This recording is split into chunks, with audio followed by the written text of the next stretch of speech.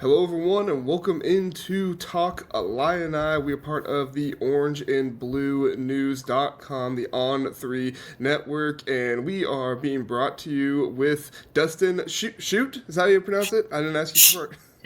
Shooty. Schutte, okay. Dustin Schutte here with us. Dustin, before we get started, could you please tell people where they can find your Purdue content and everything? Yeah, so you can find me at Purdue. It's si.com/college/Purdue. There we go. All right, so go check out Dustin Schutte's work over there. He's going to help us out today and help us know a little bit more about the Purdue Boilermakers and everything that's going on. So, Dustin, interesting game this weekend we're going into with the Illini and the Boilermakers. It was a game last year that Illinois thought at one point, okay, we got this together, we can kind of take it from here, and then Purdue mounted that comeback and ends up being a one-score game. Ryan Browne was a big part of that happening. Tell me about this Purdue offense a little bit this year. Ryan Browne, he transfers away. He's now come back. He's the starting quarterback of this team. What's your thoughts on, I guess let's start with Ryan Browne and everything he's doing this season? When Purdue, when Barry Odom improved that position a little bit, and obviously people who know Ryan Browne left. He went to North Carolina and spent spring there, and then so he decided to transfer back, give Barry Odom a shot. And for people who may not know, like Purdue brought E.J. Colson, they brought in Malachi Singleton, Evans Chuba, along with Bennett Meredith, who's one of the returners, and they just didn't find a guy that they felt at that time super confident with. They thought that at that time they could probably win, kind of maybe mixing around some of those quarterbacks. But when Ryan Browne came back, it was, I don't want to say his job to lose, but I think it was pretty clear that he was going to be the starter. Once he kicked the rust off and started to learn some of the offense there. And his numbers may not look outstanding, but I think he's done a really good job this season of getting the ball out quickly, finding his reads. He had that one game against USC where he had 3 red zone turnovers. And, some of that's on him. Some of that's on receivers not getting open. A little bit of that was on the offensive line and USC's defensive front getting a lot of pressure. But the one thing I think you'll say about Ryan Browne and the fact that regardless of what the numbers say, I think when you look at the way he's performed this season, he's been able to bounce back. They've gone through some bad moments, and it doesn't seem to affect him. Like this team, and I think this kind of embodies not just Ryan Browne, but this team as a whole, is the fact that they don't really play on the scoreboard. Like they don't look at the scoreboard and decide, okay, it's a close game, let's go play. Or we're down 30, we're going to play. I think Notre Dame was a great indication of that. I thought the USC game was a great indication of that. And I think Ryan Browne deserves a lot of credit because when your quarterback's still locked in, it's a lot easier for your offensive line receivers and running backs to remain locked in as well. Yeah, I mean, Ryan Browne has been a huge part of this team and what they've been able to do from what I've seen them this season. They run some really interesting stuff with him. They had that, flea flicker, but Devin Mockaby, instead of throwing it backwards, throws it across the field against Notre Dame, and they've done some interesting stuff there. I mean, maybe talk about that for a minute. Like, what does Ryan Browne bring to this offense in terms of his athleticism, his mobility, some of that kind of stuff? Yeah, I mean, they are able to use him in a lot of different ways. I mean, everybody saw the USC game probably where, they throw it to Michael Jackson and then he throws it back across the field and Ryan Browne has to make a heady play, picks up the football and then runs 35 yards to the end zone to score a touchdown. The Notre Dame play that you referenced, there was a lot cleaner. That looked like it was a smooth operation. They knew they could get an easy score on that. But I think just his mobility, I know Illinois fans will remember last year, not only did he throw for almost 300 yards, but he rushed for 125 or something. I don't remember the exact number, but I know it was over 100 yards. He hasn't been quite that good this year. They're able to use him in some of those situations where, if the run game isn't working, they're able to, maybe move him out or allow him to, delay his decision making and allow things to develop down the field if they need to. So he's very similar, almost like a younger version of a Luke Altmaier, in the sense that he's very good. He can find guys open, really make any throw down the field, and with his legs, he's able to avoid traffic. He just has to get better in the offense, and I think that'll come with time. Remember, he played in 5-6 games last year and only started 2. So this is his first time as a full-on starter at Purdue. So I think the future is bright with him under center. You can just see that he's going through some of those growing pains that any first-year quarterback kind of endures. Sure, sure. And I think last year you saw the offensive line not be very good for Purdue, and that kind of attributed to a lot of Ryan Browne having to run around and really make plays with his feet and stuff. It feels like it's not as forced this year. I don't think the offensive line has been, like one of the best in college football or anything by any means, but it's better than it was last year. Would you agree? I think it's better, but I also think the play calling's better. And I think that I think they know that's probably, Josh Henson knows that's probably one of the weaker, and they talked about it this week, Purdue has not been able to run the football well. At times, they haven't been able to protect the quarterback well. This is a team that I should have these stats like written down in front of me so I can give you exact numbers, but I believe it's up to 28. They've allowed 28 tackles for loss this season. I just think that they know how to get the ball out of Ryan Browne's hands quickly. And as you kind of alluded to with his athleticism, he's able to move around the pocket and create space. So the offensive line is a little bit better than it was last year, but I think schematically and the play calling that Josh Henson has, I think he understands that our offensive line needs a lot of work, so we got to have some quick hitting plays in order to keep defenses off balance. And I think for the most part, they've done a good job with that, but like what we saw with USC, that USC defensive line was a problem and Purdue's offensive line struggled. It doesn't get any easier this week because the front line for Illinois' defense is one of the strengths as well for them. Yeah, that's going to be something that Illinois fans are going to be looking for a lot is can the defensive line get home? And the defensive line is only going to be able to get home if they can contain Ryan Browne in any sense in this game. A huge part of allowing Ryan Browne to be mobile is a really good running back that he has next to him back there in Devin Mockaby, who, I think he's the only starter that returned this season for Purdue, correct? On the offensive side, yep. Mm-hmm. Okay, so yeah, that's pretty insane, and he's been there for a while now. I think I know some guys who are big fans of Purdue, and like his family is very involved, talks to the fans, seems like he's just a Purdue lifer type of guy. Talk about Devin Mockaby a little bit, maybe a little bit of his career, what he's been this season, that stuff. Yeah, Devin Mockaby and I, this is going to be me kind of humble bragging here a little bit, right? I had the opportunity to talk to Drew Brees, who I grew up watching and in the stands. And, he basically said before the season started, like, there's not a player in Purdue history who embodies what it means to be a Boilermaker more than Devin Mockaby. And what he was saying is, in the world of the transfer portal of NIL, Devin Mockaby could have gone to a lot of different places. After a 1-11 season, this is now his third coaching staff that he's had to deal with. He could have left and gone a lot of different places, but his degree in engineering means a lot to him. Being at Purdue means a lot to him. And so I think that more than anything he produces on the field, I think Devin Mockaby will be remembered at Purdue for a long, long time because of his dedication and his loyalty to the program. Remember, this is a kid that started out as a walk-on, and he's now in his fifth year. And I'm sure opponents probably think it feels like it's his eighth or ninth year, right? Because he's pretty talented. This year, in terms of his production, it hasn't been quite where I think most people thought it would be. He's at right around 246 yards, 3 touchdowns. He played really well against Southern Illinois, but that was a game in which Purdue's offensive line was actually able to control the line of scrimmage. He had 126 yards, 32 carries, 2 touchdowns in that game. He just hasn't been able to get it going, and part of that, I would say, not a majority of that probably falls on the offensive line, the tight ends, the receivers not blocking that well. So there have been some ways where they try to get him the ball uniquely. They threw it to him a couple times in against Notre Dame. And then obviously you mentioned that trick play that they had where they incorporated him into the offense that way. They've run some wildcat that they've especially in short yardage and goal line situations, they've been able to use him there. So his yardage may not have been maybe quite where people thought it was going to be, but at the same time, they're still incorporating him in the offense. It's just in a different way other than just between the tackles and trying to plow through guys.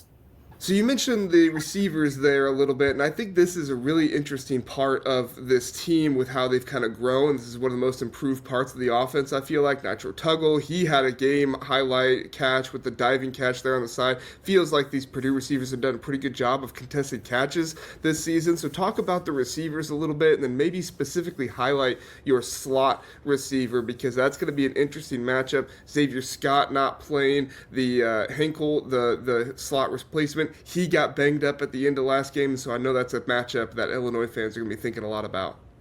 Yeah, I mean, I think when you look at Purdue, the thing that's been crazy, but it's been an unexpected surprise, I would say, has been the play of the wide receivers. And I think there was a lot of hype around this room, but there was a hesitancy as well, because last year there was a lot of talk about how improved that room was, and you really just didn't see it. Now, obviously, Purdue was bad across the board, right? But to start the season, Browne came out and he had some big time plays against Ball State. I think his first catch of that game was a 49-yard touchdown. Then the next catch, makes a one-handed ridiculous grab along the sidelines. And so you think, okay, well, this might be the go-to guy. Then at the next game, it's EJ Horton who comes up with some big catches. Michael Jackson, the third, has a couple big games. And then Nitro Tuggle has, really ascended here in recent weeks. And I think as a whole, I do believe Purdue's wide receiver unit is probably the greatest strength of if not the entire team, definitely of the offense. And so I think, you look at the slot position. I think Browne is a guy who can potentially, he's the guy who can cause some problems. They go across the middle of the field with a lot of their different receivers, so they don't mind moving those guys around and trying to create problems. I will say that they don't take a ton of deep shots, and I think that that's partially because of the rushing attack. They're just not able to really lull defenses in, suck them in with their running game, and then hit them over the top. So this is a game that's going to be, to me, just like what we've seen Purdue through the first couple games. It's going to be a lot of the intermediate to short passing attack and see if you can make a guy miss or two out of the defensive backfield. So, yeah, I think it's been a pleasant surprise how well that Purdue receiver core, and the fact that it's not just one or two guys. They feel like they have 3, 4, 5 who can go in and make an impact and contribute on the field. Very interesting. Would you say the receivers are where you would be the most confident in this offense at? I think so. Yeah. I mean, those guys, I think that there are still times where they're still kind of learning. And I think that that's why this off week has been so important to them, because I think there's been times when maybe they run a wrong route or they're a step or two behind. And some of that's just getting on the same page, or, again, some of that may come down to the offensive line and Ryan Browne needing to get the ball out. But these guys have made some tough catches in traffic. There have been a few big plays where they've been able to hit over the top. It's just not happened a ton. And so I think, that this is clearly the strength, and it needs to be, because Purdue's run game is just not where it needs to be. We'll see if that improves at all here after the off week, but they have to be really skilled. And the one thing, I know this isn't particularly the wide receivers, but one thing, they're going to be without George Burhan again this week. He was a guy who battled injury. He's been a really good tight end for them. So he's not going to be that reliable target that they have at the tight end position. So that puts an emphasis on the wide receivers playing well even more this weekend. Very interesting. Very interesting. Well, let's switch over to the other side of the ball now. We have the defense of Purdue, and I think the offense has been the biggest strength of the team so far. The defense, although they did shut out Ball State in that first game, it's not been as impressive as the offense. In my mind, would you say that's correct, Dustin? Yeah, I think so. And the last two games let me backtrack on that a little bit. The last game against Notre Dame was the greatest example of that. Obviously, they gave up 56 points in total, but 49 from the defense, because they had that one kickoff return for a touchdown. Mm-hmm. There have been some really good and some really bad moments from this defense. You talked about the shutout against Ball State. Obviously, that's a positive. They held I don't want to say they held SIU to 17 points, because SIU obviously a FCS team, so you'd like to hold them to probably 10 or less. But they scored on their first two drives in that game, and then Purdue really put the clamps down. They only scored 3 points, and I think at one point, until that final drive, I think they only had 31 yards of offense in the second half. So they were really able to lock down Southern Illinois. The one thing that really impressed me was that USC game. They gave up 33 points, but the defense only gave up 26. They had a pick six in that game, and they forced USC. They got into the red zone 5 times. They forced USC into 4 field goals. And so I think if you went into that game and said, hey, your defense is going to hold USC to 26 points, you say, hey, I feel really good about that. The problem is they're giving up on third and fourth down close to 50% of the time. Teams are converting on those downs. And when they haven't, especially at one point, Notre Dame, I believe, was either 5 for 5 or 6 for 6. And then Notre Dame sent in their second string offense, and then they missed 3 straight third downs, right? So that helps your percentage a little bit. So this team's probably maybe over 50% if you look at the what the S&P ratings would probably be from Bill Connolly. But they only forced one turnover. That's been a problem. They give up big plays left and right. They've given up 18 plays of 20-plus yards. 14 of those have been through the air. So there have been some times where you look at it, and it's particularly that USC game, and I think you say, okay, this was a bend but don't break defense. We can live with that. And then against Notre Dame, obviously a very good offensive team, but at the same time, everything just kind of broke and fell apart defensively in that game.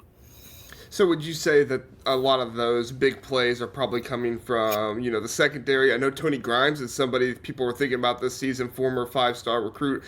He's not played very well to what I've seen. Would you agree the secondary is probably the weak link there? Yeah, for sure. I mean, it seems like on 3rd and 4th down, if they, they're just giving up too much. I don't know if it's schematically. I don't know. It's not effort. I'm not going to say anything of this as effort, because if there's anything positive we can say, or one of the things that are positive to say, is that this team continues to fight every single second. So it's not effort, but it's schematics. At times, look, I think as good as some of those Purdue defensive backs are and have been an improvement from previous seasons. Like going up against Notre Dame's wide receivers and running backs is tough. Going up against some 5-star talent at USC is really tough. So I think that they've given up some big plays. I don't think they quite have the same level of speed that they need to have to compete with some of these Big Ten wide receivers. And, part of that too is then, which I think the defensive front has been, again, they were good at times, but they're also not getting enough pressure to get home to the quarterback to make him really kind of think about throwing those passes early. So there were some opportunities in the USC game in particular where the secondary could make some plays. I think they had 3 drops in that game. They could have had 2 or 3 interceptions on Jade Mayava in that game, just couldn't take advantage. So this is a team that they've created some opportunities for themselves, and then they can't capitalize. They can't they let the opportunity slip away. And then finally, 3rd down has been a pivotal down. And as I mentioned, 14 of those 20-plus plays have come through the air, and that speaks to the secondary. Mm-hmm. Yeah, for sure. Let's talk about the front 7 for a minute. Now, I think this Purdue defensive line has improved from last year as well. Harkless there in the middle of that defensive line. He's a nice anchor. You have C.J. Nunley Jr. coming in from Akron. He was a nice piece and pretty good pass rusher as well. We'll get to the linebackers here in a second, but go ahead and speak on that defensive line, their ability to get after the passer, and then how are they doing in the run stopping as well? Yeah, I mean, I think that they're doing a solid job up front. I think one of the players who has been a surprise this year is sophomore linebacker Charles Correa. He was a player who had just 16 tackles last season at UNLV. I don't think he was a starter for the Rebels last year. But he played in 11 of their games. But he was a guy that, there wasn't a lot of hype around him, but he's come in and immediately he already leads the team in tackles for loss. And when you can get that sort of contribution from your linebacker position, especially the way Purdue plays defense, that's an added benefit. He's also a guy that flies around the field. So you can see him, cover 2/3 of the field on a pass play, or get into the backfield and break up a run play. He's just been a very solid piece for them. I think C.J. Nunley has been, again, a guy who is getting into the backfield, done some really good things for Purdue. And then, I just lost my train of thought. Miles Slusher, the defensive back. And we talked about the secondary kind of struggling, but he's been kind of that bright star as well, and he's done a good job getting in the backfield too.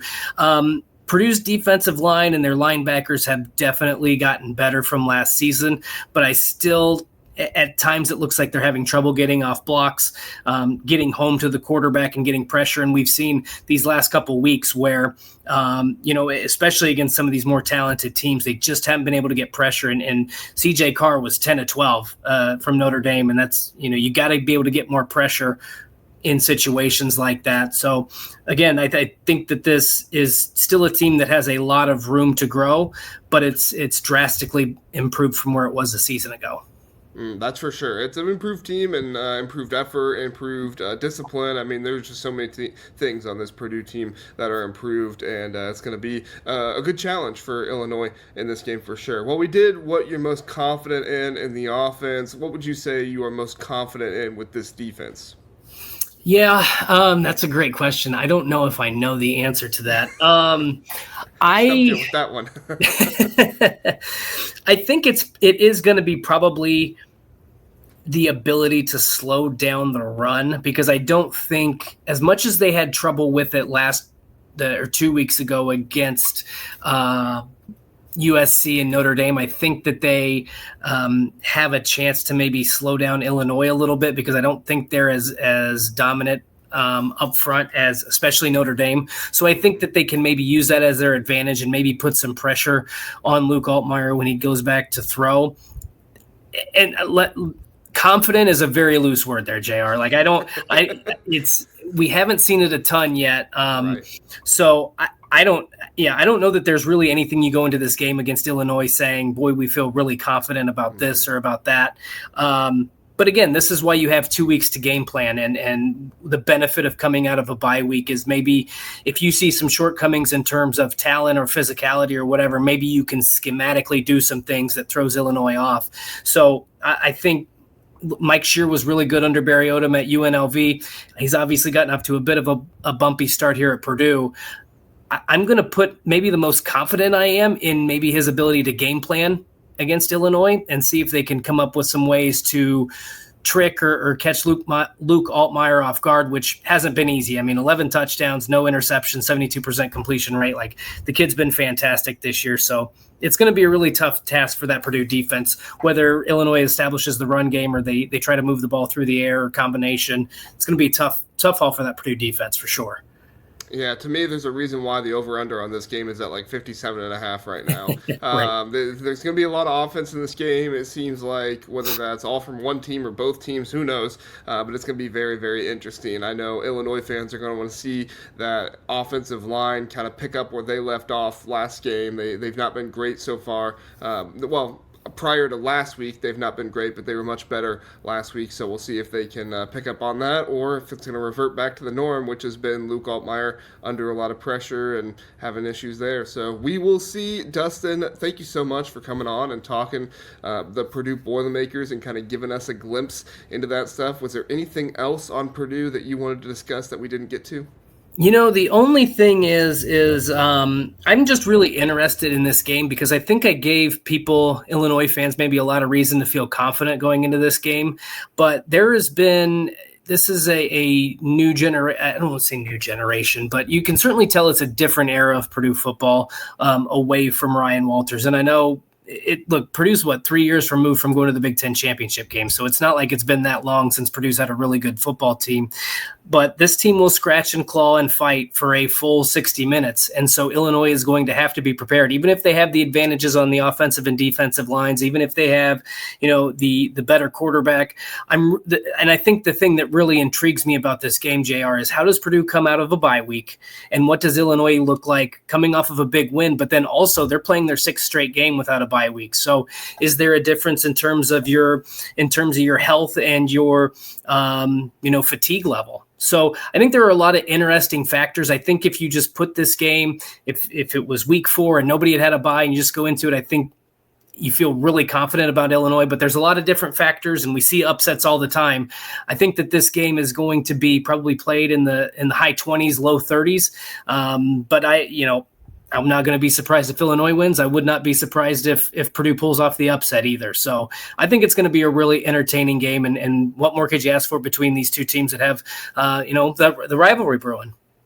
Oh, for sure. And that's what we learned last year, right? This was an Illinois team that won 10 games last year. Yeah. They almost didn't win 10 because they almost lost to Purdue, who had one of their worst seasons. I mean, right. I think you can agree had one of their worst seasons that fans have probably ever seen. And then Ross Ade, it's not a pushover stadium or anything. I know it's going to be at noon, but those fans are still there and they're rabid and they want to see some good football there. So we will see how it goes. By no means is it a gimme, and we will see if Illinois can come out on top. So.